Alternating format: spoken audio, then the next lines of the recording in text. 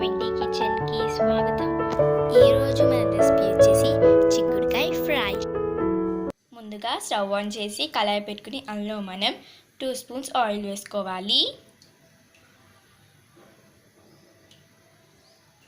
ముందుగా ఆవాలు, జీలకర్ర, శనగపప్పు, మినపప్పు వేసుకోవాలి. 2 ఎండుమిర్చి, వెల్లుల్లి రెబ్బలు వేసుకోవాలి. కరివేపాకు వేసుకోవాలి. ఇప్పుడు మనం కట్ చేసి పెట్టుకున్న ఉల్లిపాయలు ఇంకా పచ్చిమిర్చి వేసేసుకుందాం.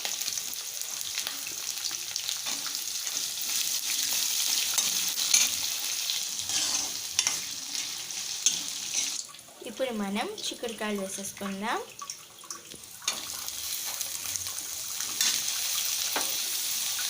కలుపుకుందాం.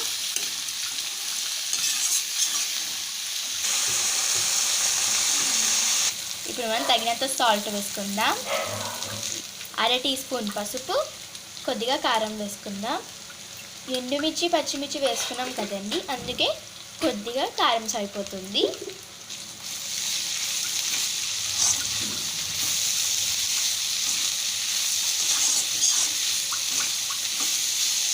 ఇప్పుడు మనం స్టవ్ని సిమ్లో పెట్టుకుని ప్లేట్ పెట్టేసుకుందాం. మనం ప్లేట్ తీసి చూద్దాం. ఒకసారి కలుపుకుందామండి.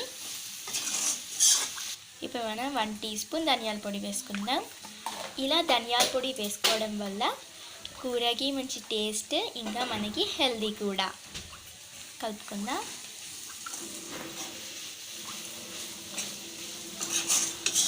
ఇలా సిమ్లోనే 5 మినిట్స్ వరకు వేయించుకోవాలండి.